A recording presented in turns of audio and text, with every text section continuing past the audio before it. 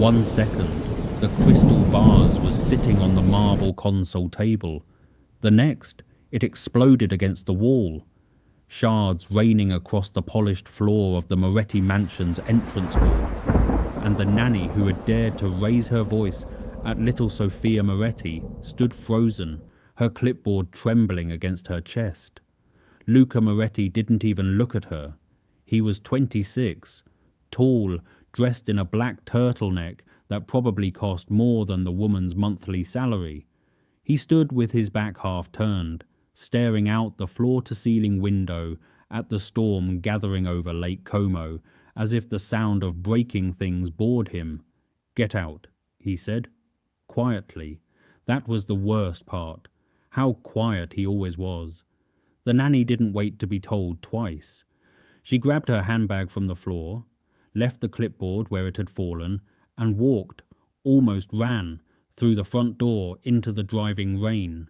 She didn't even stop for her coat. Behind the grand staircase, 3 members of the household staff watched in silence. Maria, the head housekeeper, clicked her tongue and turned away first. "That's the 4th one this month," she murmured to no one in particular. Old Carlo, the groundskeeper, just shook his head. "5th. You forgot the one who lasted 2 days." 16-year-old Sophia appeared at the top of the staircase, peering down through the marble balusters.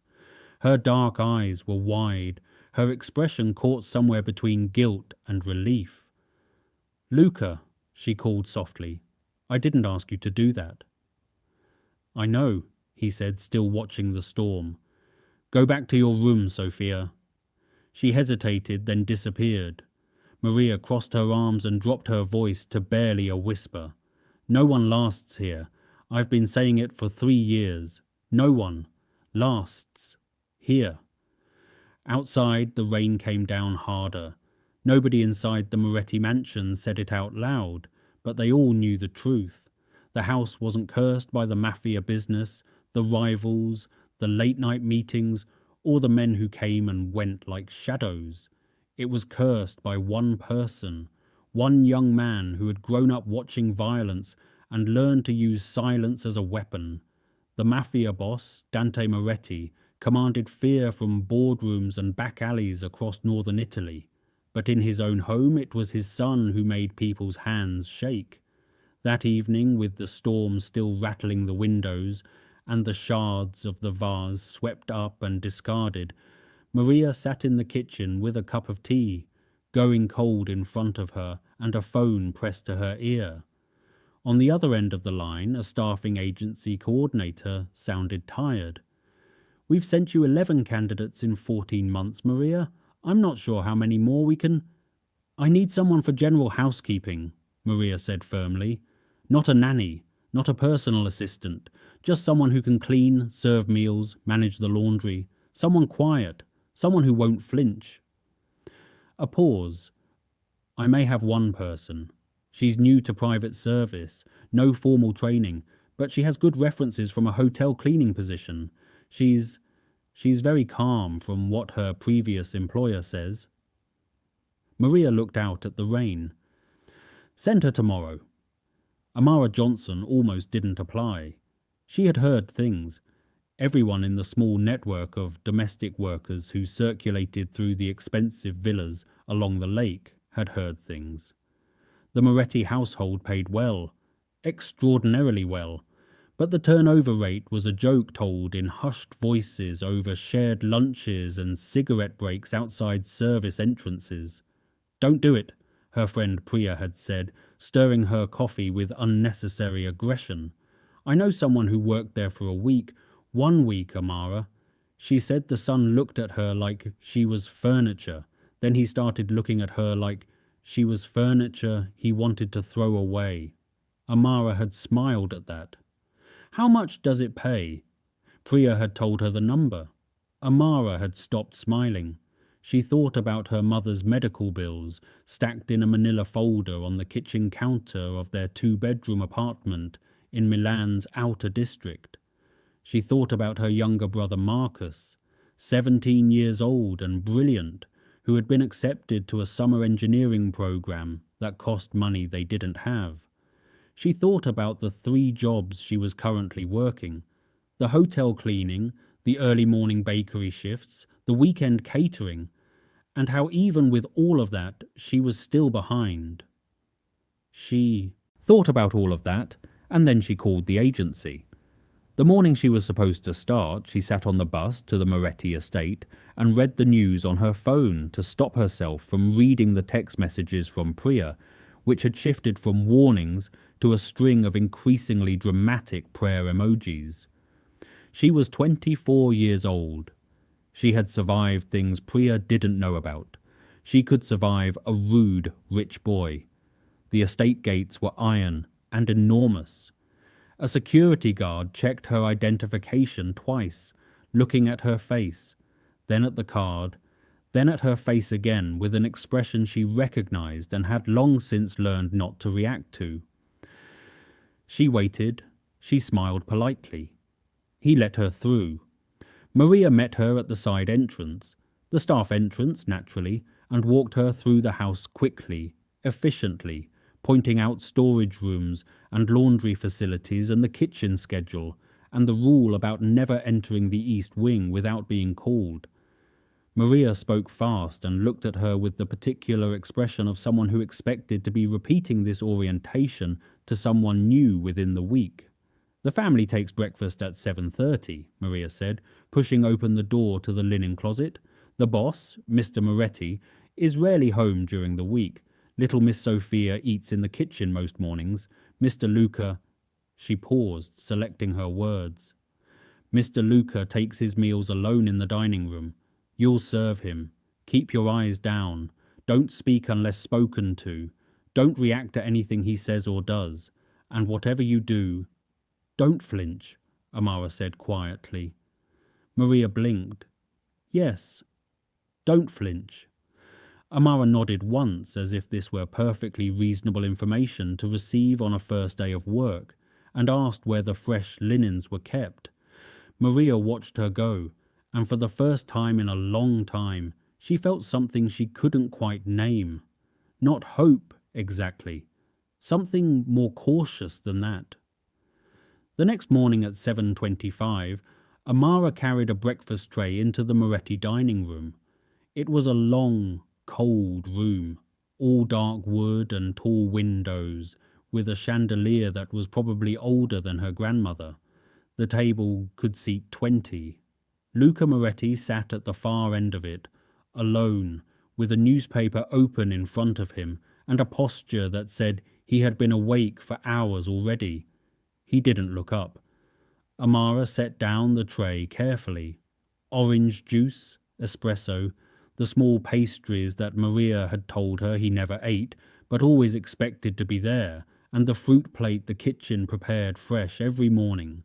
She arranged it precisely, quietly, and was turning to leave when he spoke. "You're new." She stopped. "Yes, sir. I started yesterday. I'm Amara." Now he looked up. It was a measuring look, the kind that assessed without warmth, that took stock without interest. His eyes were dark, his jaw sharp, the shadow of a sleepless night written around his eyes. She met his gaze steadily, not challenging, just present. Something shifted in his expression, so small she almost missed it. "Good morning," he said. She blinked once. In 3 years of working in service, no one had ever told her that a Moretti said good morning. She recovered quickly. "Good morning, sir." She left the room.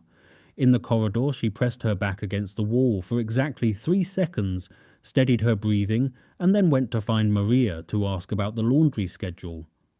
At the far end of the dining room, Luca Moretti sat very still and stared at the door she had walked through.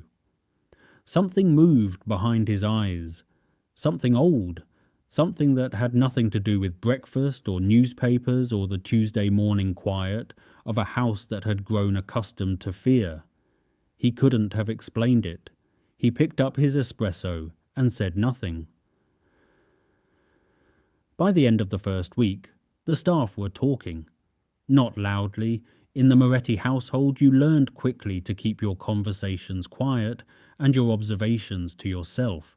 But in the kitchen, over the washing up, in the quick minutes between tasks, the whispers ran like water finding its course. "He thanked her," said Rosa, one of the kitchen staff, with the emphasis of someone reporting a miracle. "I heard it myself. She brought the afternoon coffee and he actually said, 'Thank you.'"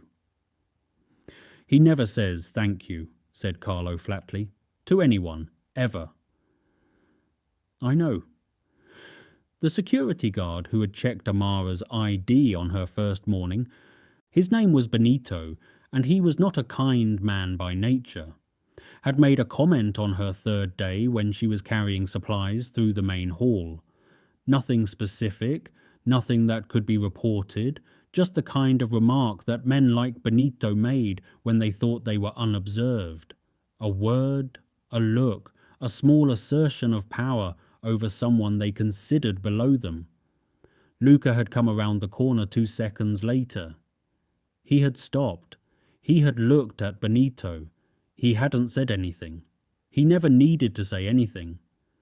And Benito had turned slightly grey and found somewhere else to be within 30 seconds. Afterward, Luca had looked at Amara. "Are you all right?" She had looked at him with those steady eyes. "I'm fine, Mr. Moretti, thank you." And he had walked away without another word, but the thing was, and this was the part the staff kept returning to, kept turning over in their conversations like something they couldn't solve. He had asked if she was all right. He had never in living memory asked if any member of staff was all right. "Maybe he likes her," Rosa suggested. "Don't be ridiculous, May," said Maria, who was pretending not to be listening, but she didn't say it with any conviction. Up on the second floor, in a sitting room that overlooked the lake, Sophia Moretti sat cross-legged on a window seat and watched Amara hang fresh washing on the line in the courtyard below, moving with the unhurried efficiency of someone who knew how to make work look like peace. Sophia had gone down twice that week on pretexts, once to ask about where the art supplies were kept, once just to see. Amara had answered her questions without talking down to her, without the careful performative warmth that the nannies always used, the kind of warmth that felt like a job interview in disguise. She had just talked to her, like a person. Sophia pressed her chin against her knees and wondered if Luca had noticed that too. Dante Moretti noticed everything. It was both his gift and his curse, the thing that had kept him alive in a business where inattention was a death sentence. He had noticed the shift in the household by the end of Amara's second week. The change was subtle, the way all significant things were at first. His son was at the breakfast table when he came down on Friday morning, instead of having the tray sent to his room. Luca had not left the Moretti dining room willingly at breakfast time in over 2 years. Dante sat down across from his son and said nothing for a full minute. Then, the new girl. Luca turned a page of his newspaper. "Her name is Amara." "I know her name." Dante set down his espresso. "Why?" Luca looked up. "Why what?" "Don't play with me, Luca. I'm the one who taught you that trick." He kept his voice mild. That was where Luca had learned it from, after all, from watching his father speak softly in rooms full of dangerous men. "You broke a €4,000 vase over a woman correcting Sophia's homework. 2 weeks later, a new maid arrives and suddenly you're at the breakfast table saying good morning. I'd like to understand the distinction." Luca was quiet for a long moment. When he spoke, his voice had that particular quality it sometimes had, as if the words were being pulled up from somewhere deep and resistant. "I don't know," he said finally. "I don't know how to explain it." Dante studied his son's face. In 26 years, he could count on one hand the number of times Luca had admitted to not knowing something. I want to know who she is, Dante said. She's a maid. I know what she is. I want to know who she is. Luca returned to his newspaper and said nothing else. But he didn't deny that there was something to know. That, Dante thought, was interesting. That afternoon he called his advisor, a careful man named Giorgio, who had been with the Moretti family for 15 years and whose discretion was as reliable as the tides. I need you to look into someone, Dante said, quietly. The report came back within 72 hours. Giorgio laid it on Dante's desk with the expression of a man delivering nothing. Amara Josephine Johnson, born in Lagos, raised in London, immigrated to Italy at 18 for a hospitality management program she'd had to leave after 2 semesters when her mother fell ill. Since then, hotel cleaning work, catering, a bakery job that started at 4 in the morning, currently supporting her mother, Ruth. Johnson, 53, battling a chronic kidney condition, and a younger brother. The apartment they shared was small and in a district that kind people called modest. No criminal record, no connections to any family, criminal or otherwise, that Giorgio could find. No unusual financial activity, nothing. She was just a woman who worked very hard and sent money home and smiled at people even when they made her life difficult. Dante read the report twice. Then he set it down and thought for a long time. He had expected something, a connection, a coincidence, a planted operative, something that would make sense of his son's behavior, something that would fit inside the logic of the world he lived in, where people always had angles and kindness was usually camouflage. There was nothing. She was simply who she appeared to be. Dante stood and walked to his window and looked out at the estate and tried to remember the last time he had encountered something he couldn't explain through the framework of power and motive and strategic advantage. He found he couldn't. He put the report away and told Giorgio not to look further. But he watched. He always watched.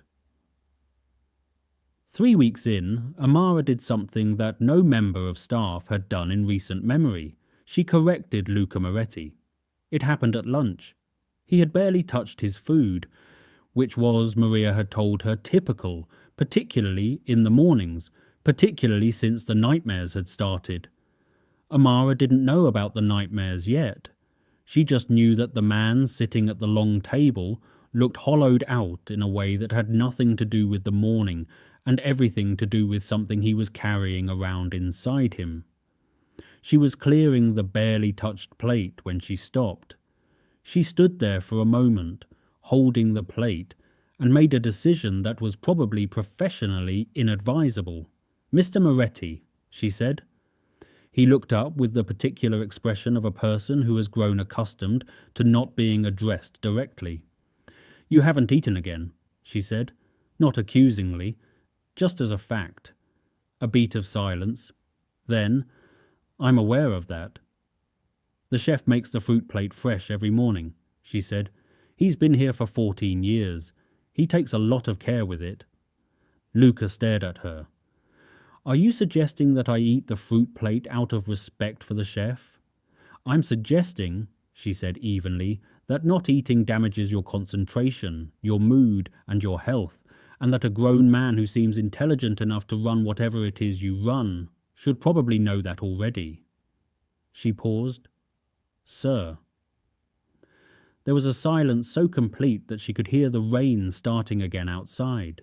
Then Luca Moretti reached over, picked up a piece of the fresh fruit from the plate she was still holding, and ate it. His eyes never left hers. His expression was unreadable. "Thank you, Amara," he said. She set the plate back down in front of him and went to find Maria.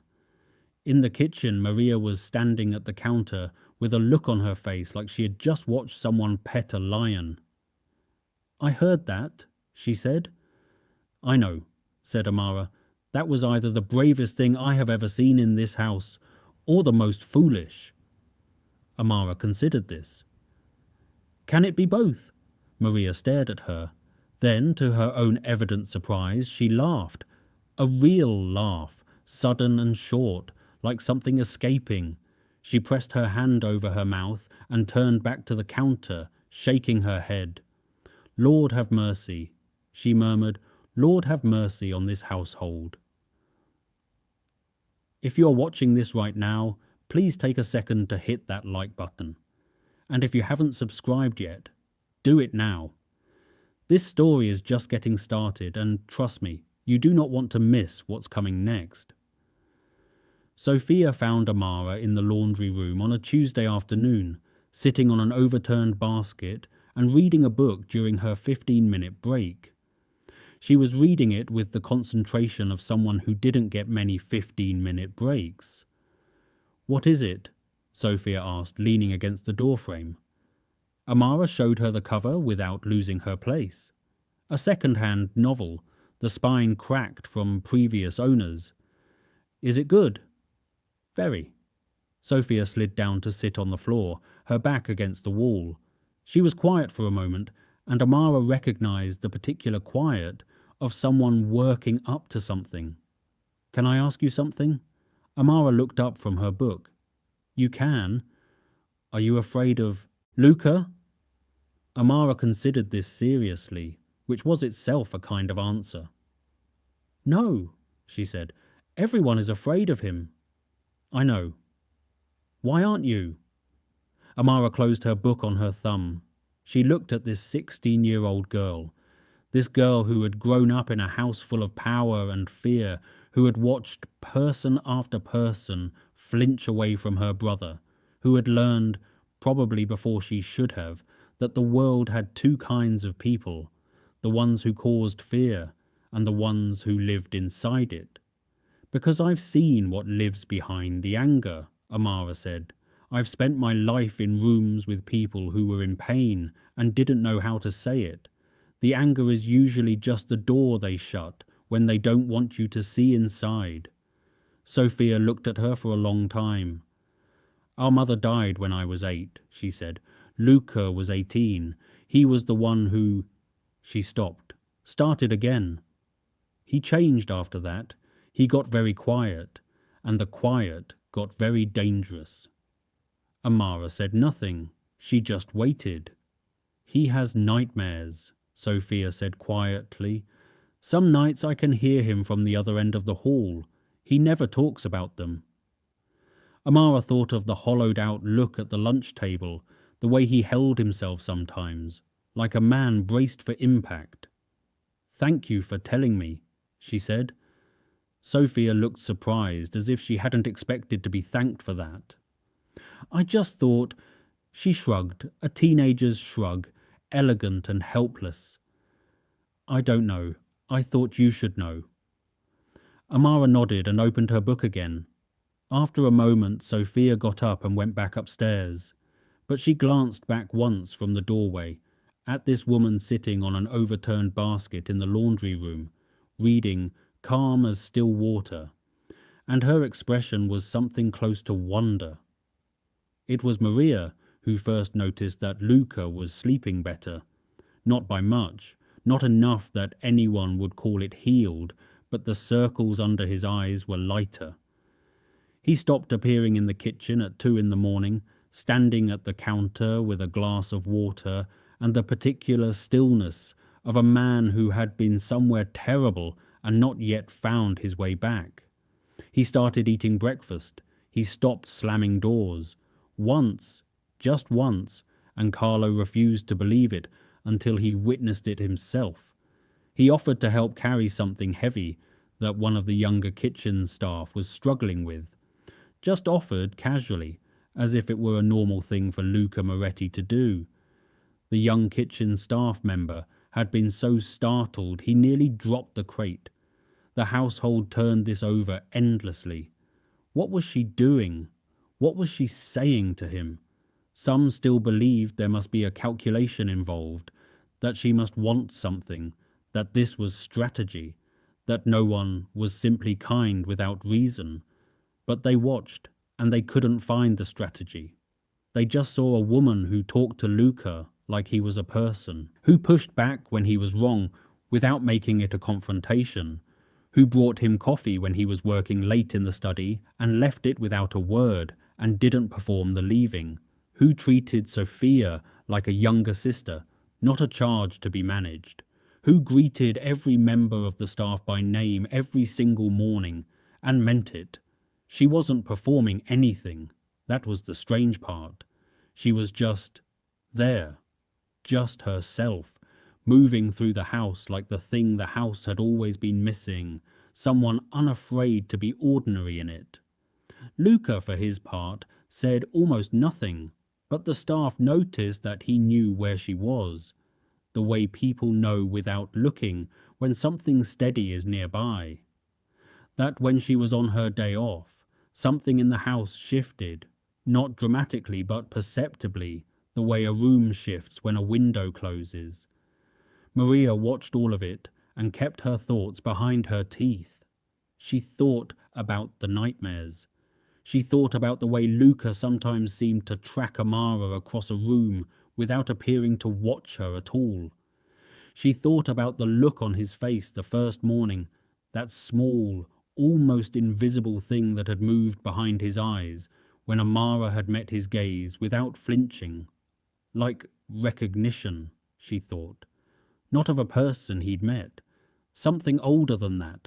Like recognizing something he thought was gone. She didn't say this to anyone. He tried to give her money, not as payment. An additional envelope slid across the kitchen counter after she had spent an evening helping Sophia prepare for an exam, sitting across the table from the teenager for 3 hours, patient and clear, explaining things Maria hadn't even known Amara knew. "For your time," Luca said, stiffly, like a man performing a generosity he wasn't sure he had the right to. Amara looked at the envelope. Then she looked at him. "I was already being paid for my time, Mr. Moretti. That's what the employment arrangement is. This is additional." "I know what it is." "Then take it." She didn't move. "I came here to work," she said. "I do my work. I take my wage. That's the agreement." She paused. "If you want to do something generous, fix the heating in the East Wing staff corridor. It's been broken for 3 weeks, and the people who sleep in those rooms are cold." He stared at her. She looked back at him without apology. The envelope went back into his pocket. The heating in the East Corridor was fixed by Thursday. Old Carlo spent the better part of a morning telling anyone who would listen that he had been cold in that corridor for 3 winters, 3 entire winters, and it had taken the new maid approximately 1 sentence to solve it. Maria pretended she couldn't hear him. Secretly, she agreed. The flashbacks came without warning.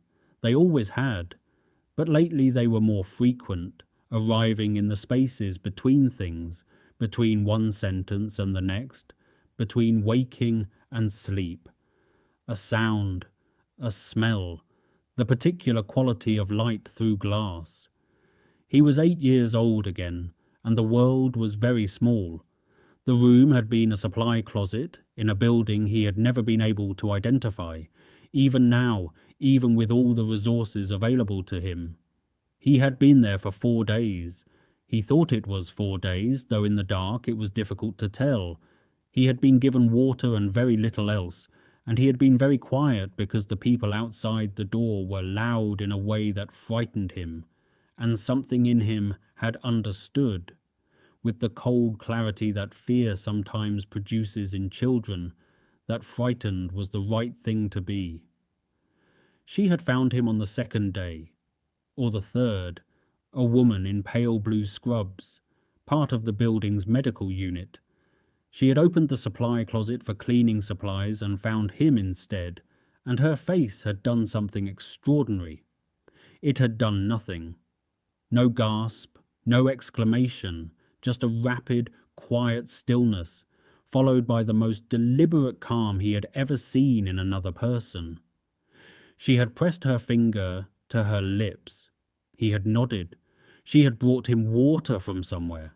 She had sat with him in the closet for periods of time, at intervals that had seemed random to him but that he understood now must have been calculated to avoid suspicion.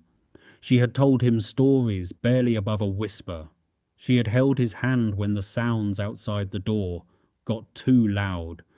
On the last day, the day before the rescue team came, she had looked at him with those steady, dark eyes, and she had said something he had carried with him every day for 18 years. Real strength protects people, she had said. It never terrorizes them. You remember that. Whatever you grow up to be, you remember that. He had asked her name. She had smiled and shaken her head. It doesn't matter, she had said. What matters is that you remember. He had asked her once after his father's men had stormed the building and found him thin and frightened in that supply closet, what the woman in the scrubs had looked like. The man he'd asked, one of his father's security team, had frowned and said there was no woman in scrubs anywhere in the building when they arrived. She had simply disappeared. He had never found her. He had tried over the years in the indirect ways available to him. Nothing, as if she had never existed at all. He came back to himself in the study, the flashback receding, the lamplight ordinary and yellow around him. He sat still until his hands stopped having that particular tightness in them. Through the wall, he could hear the faint sound of movement in the kitchen. Amara, finishing the evening clear-up, unhurried and quiet and steady. He pressed his hands flat on the desk. He didn't go out there. He just listened, and something in him that had been braced for 18 years eased a fraction. He didn't know why she felt familiar. He didn't let himself look too closely at the why. He was afraid of what he might find if he did. The enemy came on a Thursday. The Caruso family had been a thorn in the Moretti side for 11 years, a rival operation out of Naples, smaller than the Morettis but meaner in the specific way that smaller things sometimes were. They had been watching. That was the thing about being watched by people who were patient. You didn't always feel it until the moment they decided you'd been watched long enough. What they had noticed was simple. For the first time in Luca Moretti's adult life, there was something he cared about. Amara was walking home from the small market 3 kilometers from the estate. Her day off, her own errand, her own life. When the car pulled up beside her, she didn't come back that evening. By 9 o'clock, when Maria couldn't reach her by phone and found the vegetables she'd bought sitting in a bag outside the estate gate where they'd been left by whoever had taken her. The house knew. The demand arrived at midnight. A message delivered through channels that the Moretti family had never needed to trace before because no one had ever been foolish enough to use them. Money, territory, the seeding of 3 Moretti operations in the south, and an acknowledgement of the Caruso family's precedence. Dante read the message in his study, his face expressionless. Then he called Giorgio. "I won't negotiate," he said flatly. "Of course not," Giorgio agreed. "So we plan the extraction." "Yes." A pause. Quietly. "I don't want Luca—" He stopped because Luca was already in the doorway. He had that quality he sometimes had, of having arrived without sound, of having been there slightly longer than you realized. His face was very still. His eyes in the low light of the study were something that Dante had not seen in them since Luca was 18 years old and standing over his mother's grave, refusing to cry because there were people watching. "Tell me where she is," Luca said. "Luca, tell me where she is." Dante looked at his son, at the 26-year-old man who had grown up in this house, learning that the way you survived was to want nothing, to give nothing, to be something that no one could find a way into. Who had learned that lesson so well that for 8 years Dante had watched him walk through his own life like a ghost haunting a house he refused to feel at home in. And now, this. "We're planning the extraction," Dante said carefully. "Our people are—" "Your people," Luca said. We'll do it the way you've always done things, with strategy, with the right moves at the right time for the right leverage. He stepped into the room, and something about how he moved was different. Not the coiled, deliberate danger of his usual presence, but something raw. Something that had been waiting for 18 years to find a reason to be something other than cold. She has nothing to do with this world. She came here to do a job and go home to her mother. And we... His voice fractured, barely at the edges. He stopped, steadied. I will not wait for strategy. Dante studied his son for a long time. The location is in the Caruso's secondary warehouse, Giorgio said from across the room. He had been very still, saying nothing. Now he looked at Dante, then at Luca. Near Brescia. Dante held his son's gaze for one more second. Then he nodded. Take 4 of our best men, he said, and be careful. Something moved across Luca's face. Not gratitude exactly, too proud for that, but something that recognized what had just been given. He was already turning for the door. The warehouse near Brescia smelled of cold concrete and old machinery. Amara sat with her back against a support beam, her wrists bound in front of her, and she was doing the thing she had spent her whole life learning to do. She was calculating. She was not allowing herself to be afraid beyond the point where fear was useful information. She had assessed the warehouse, the 2 men she could see, the exits, the sounds outside. She had assessed what she had and hadn't done to provoke this, and arrived at the conclusion that she hadn't done anything except exist in proximity to people with enemies. She thought about her mother. She thought about Marcus. She thought about the engineering program and the manila folder of bills on the kitchen counter. She thought with a clarity that surprised her. I am going to be all right. She didn't know why she was sure. She just was. The door came off its hinges at 12 minutes past 2 in the morning. It was fast and professional, and over before it had really begun, the way these things apparently were when the people involved knew what they were doing. She heard raised voices, brief scuffling, the particular silence that follows when a situation has been resolved with efficiency.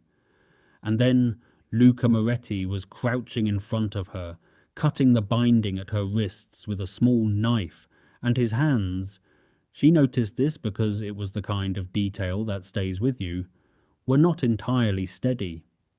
Are you hurt? He asked. His voice had that quality it had sometimes when he was being careful with it. No, she said.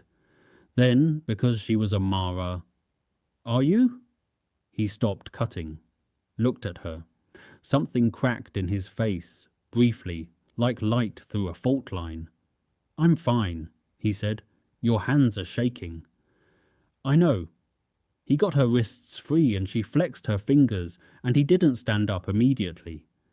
He stayed crouching in front of her, and she looked at him, really looked, at this man who had thrown vases at nannies and terrorized a household and grown up in a world that had told him that being hard was the only way to be safe. Who had looked at her on her first morning with something she hadn't been able to name. Why did you come yourself? She asked. Not accusing, just asking. He was quiet for a long moment. Because I should have. She nodded slowly, took the hand he extended, and let him help her up. She was steady on her feet. He was less steady than he appeared, but she didn't point that out again. Outside the warehouse, the night was clear and very cold, and the stars over Brescia were extraordinary, and neither of them said anything the entire drive back. The photograph was in a box. Amara had brought it with her to the estate. She always brought a few things from home on extended placements, small anchors. Her book, a scarf her mother had knitted, and a small box of photographs. She hadn't looked at the box in weeks. It had been sitting on the shelf in her room in the staff quarters. She took it down 3 days after the rescue, in the early morning before her shift, because the experience of the warehouse had stirred something loose in her, and she wanted to sit with her mother's face for a while. She went through the photographs slowly. Her mother, young, laughing in a garden in Lagos. Her mother at Amara's primary school graduation, crying happy tears. Marcus as a baby, a photograph of the four of them, her mother, her father, Amara, Marcus, at a beach somewhere, years before her father had left. And then one she didn't immediately recognize, a hospital photograph, the formal kind, a posed picture that some hospitals took of their staff. Her mother was in pale blue scrubs, and Amara had never seen this picture before, hadn't known it existed. It must have been from a placement her mother never talked about. Her mother was smiling in the particular way she smiled when she was genuinely at ease, and in her arms, held close against her side, with that protective care that had been the whole signature of who Ruth Johnson was a child. A small boy with dark eyes and a face that was thinner than it should have been, that had the particular quality of a face that had recently been very frightened and was only just beginning to find its way back. Amara's hands went still. She knew that face. She knew it older, sharpened and guarded and changed by time. But she knew it. She had served its owner breakfast every morning for 2 months. She had told him to eat the fruit plate. She had corrected him and refused his money and sat in the laundry room while his sister told her about his nightmares. She sat on the edge of her bed for a very long time, holding the photograph while the early morning light came through the small window of the staff quarters. She thought about her mother, who had spent her life moving through the world quietly, doing what needed to be done, without naming it, without making it about herself. Who had always said, when Amara asked her about the years she'd worked abroad before settling in Lagos, "It was just work, my love. You do what you can where you are." She thought about a little boy in a supply closet who had grown into a man who woke with nightmares and had never told anyone why. She got up, dressed for her shift, and put the photograph in her pocket. She found him in the study after breakfast, the one place in the house that was fully his, that even his father knocked before entering. She knocked. "Come in," he said, with the particular wariness that he used for doors when he wasn't expecting anyone. She came in. She stood in front of his desk. She put the photograph down. He looked at it. For a very long time he looked at it. She watched his face do something she had never seen it do.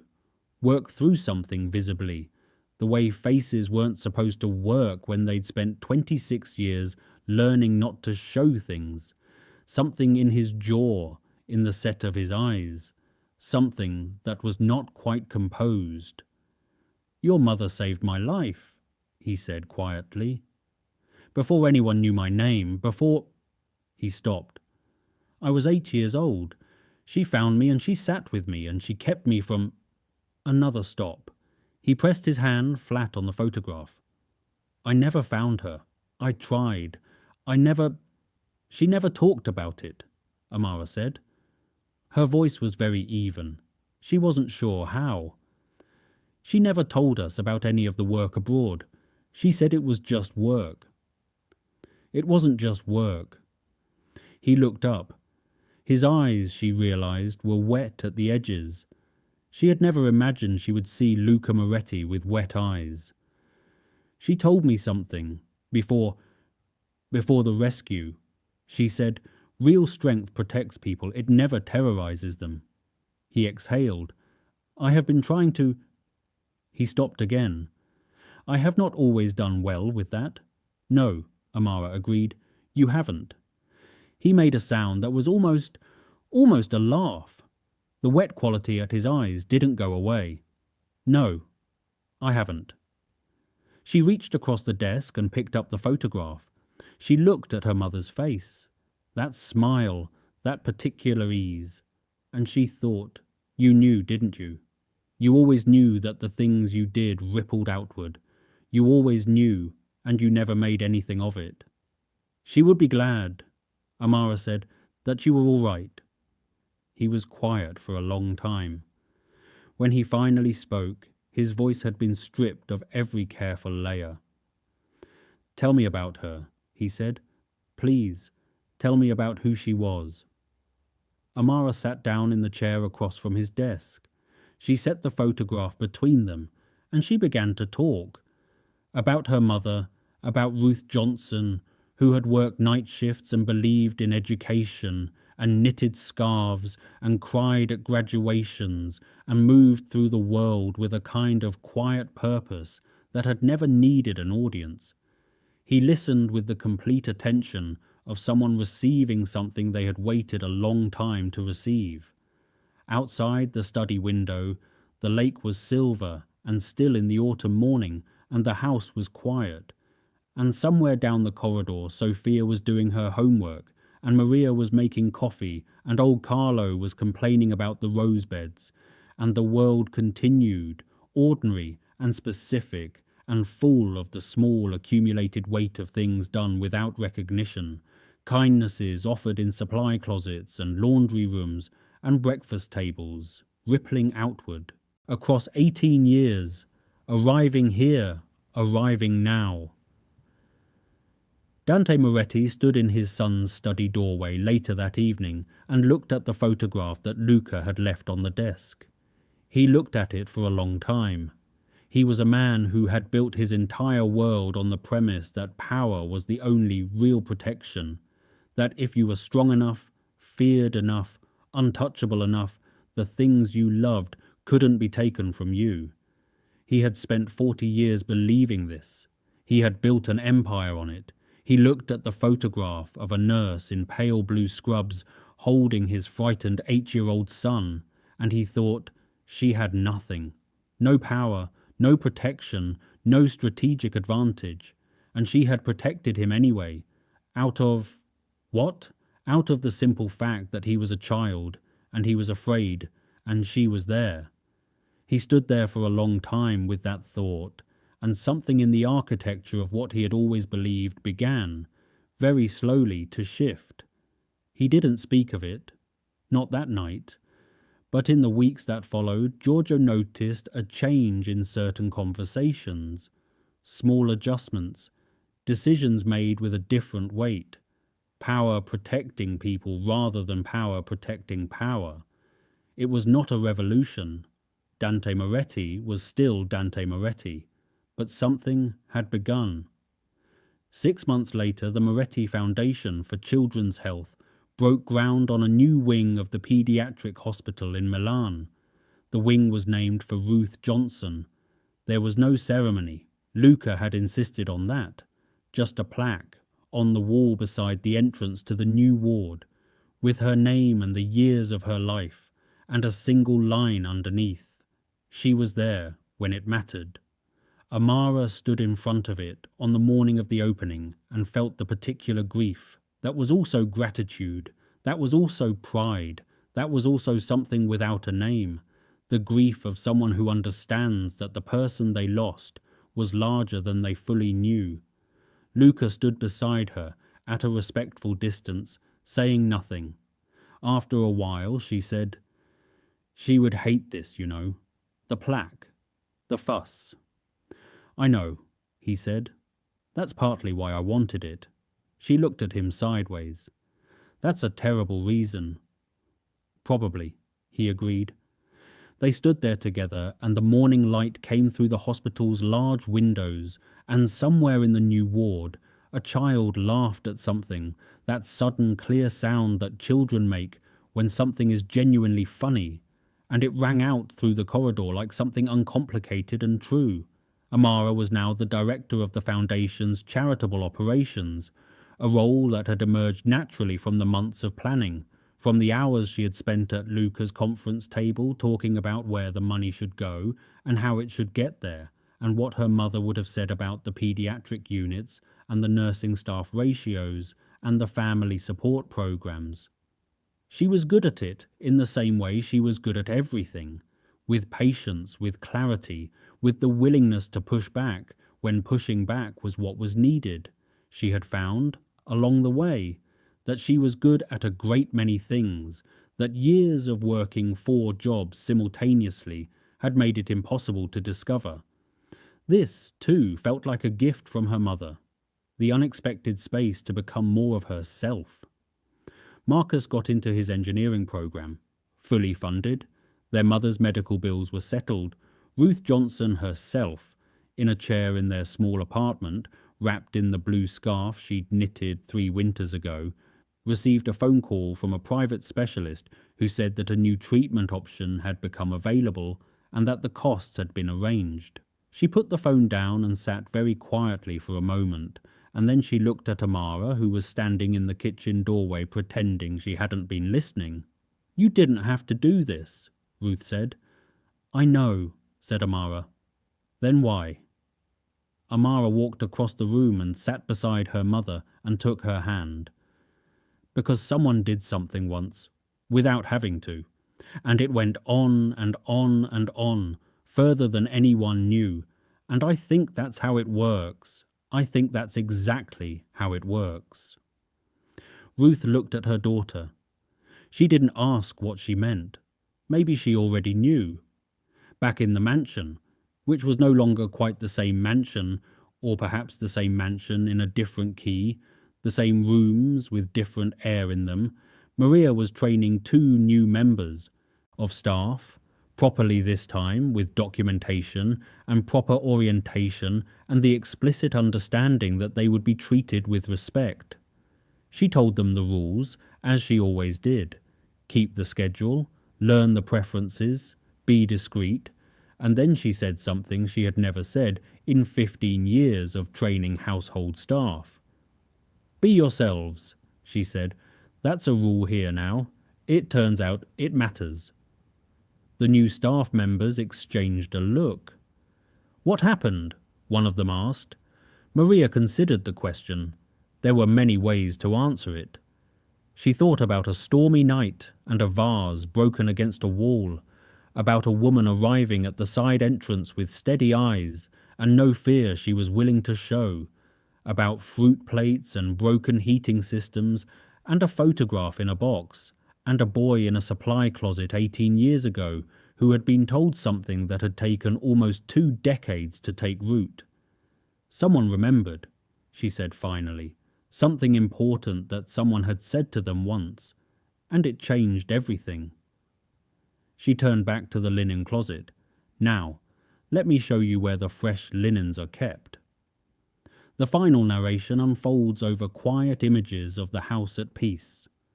One act of kindness can echo across decades, reaching people in places and times the giver never imagined. Ruth Johnson never knew the name of the boy she protected. She never learned what became of him.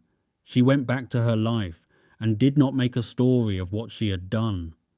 But stories don't require permission. They find their way, travelling in the blood and the memory and the particular way certain faces make something in you recognize something else. She did it because he was a child, and she was there and she could. That was all. That was everything. If this story moved you even a little, please subscribe so you don't miss the next one, and drop a comment below telling me what part hit you the hardest. Every comment truly means everything to this channel. Thank you for watching all the way to the end.